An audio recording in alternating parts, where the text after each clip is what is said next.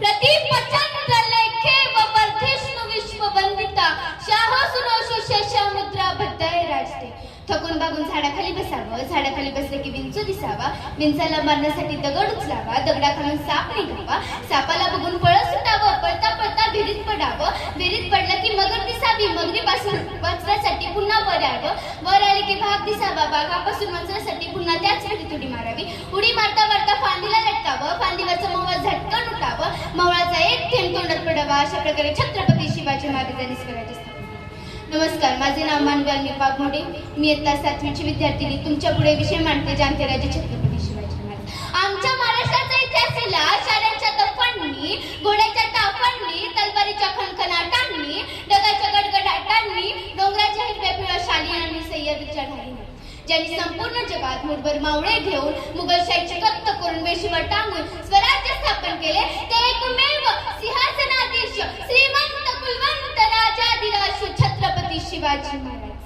तुम्हाला माहितीये का, या जगाच्या पाठीवर असा एकमेव राजा होऊन गेला ज्याने पहिल्यांदा म्हणजे अनेक राजांनी भूमीवरती राज्य केलं, पण या राजाने समुद्रावरती राज्य केलं. आजही तुम्ही गुगलवर जाऊन सर्च करा the father of Indian navy, तर एकच नाव येतं, ते म्हणजे छत्रपती शिवाजी महाराज. शिवरायांच्या मावळ्यांमध्ये अफाट भक्ती, एकता, बंधुता, मानवता हीच त्यांची खरी शक्ती. शिवरायांचा एक मावळा बाजीप्रभू देशपांडे सेनापतीचे वर्णन करताना एक कवी म्हणतो, जिवंत नरतीस लढले, जिवंत नरतीस लढले, लढले त्याच नवल कसले घडले, धडा वेगळा शिर झाला, नुसते धडतील लढले, नुसते धडतील लढले. शिवरायांच्या मावळ्यांमध्ये अफाट भक्ती. शिवाजी महाराज आपल्या मावळ्यांना सतत म्हणत, सुलतानाच्या वतीनदारीवर आपणच संतुष्ट राहावे का, दुसऱ्यांच्या झुंजीने पाणी प्यावे का, विनाकारण परकी राजवटीत विनाकारण युद्ध होईल, आपली माणसे नाहक बनतात, कुटुंबाच्या कुटुंबी दोस्त होतात, मग आपल्यामध्ये काय गुलामगिरी असे म्हणतात. त्या मावळ्यांचे चेहरे शिवरायांसारखे लाल दाखवायचे. ते म्हणायचे, बोला राज बोला, तुम्ही जे बोला ते करण्यासाठी आम्ही पायावर उभे आहोत.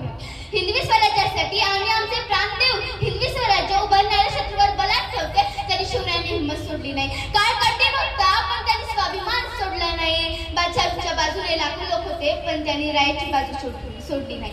शब्दामध्ये गोडवा आमच्या रक्तामध्ये इमानदारी, अरे शब्दामध्ये गोडवा आमच्या रक्तामध्ये इमानदारी, बघत नसतो आम्ही कोणाची जागीरदारी, बघत नसतो आम्ही कोणाची जागीरदारी. शिवराय म्हणायचे आपल्या मावळ्यांना आपणच स्वराज्यासाठी प्राण देणारे सैनिक आपणच तयार करायचे, पण बादशाहच्या बाजूने कधी जायचं नाही. वेदना एक असा देश आहे ज्याने हिंदुस्थानातून प्रेरणा घेतली. त्याचा एक इतिहास आहे. वेदना आणि अमेरिकेत 20 वर्ष युद्ध चालले. अमेरिकेला वाटत होतं या देशाला नष्ट करण्यात अगदी थोडा वेळ लागेल, परंतु काही तासातच पुढे व्हिएतनामचे हे युद्ध अमेरिकेला चांगलेच महागात पडले. व्हिएतनामचा विजय झाला. तेव्हा व्हिएतनामच्या राष्ट्रपतींना पत्रकारांनी रहस्य विचारले.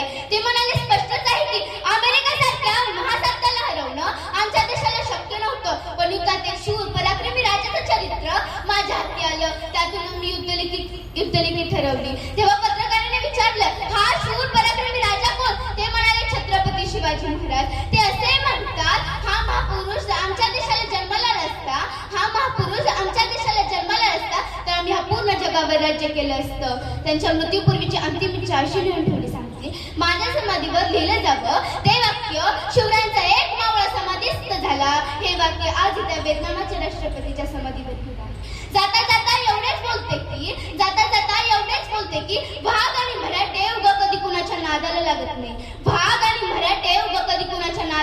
नाही. पण आमच्या नादाला कोणी लागलं तर त्याला फाडल्याशिवाय सोडत नाही. धन्यवाद.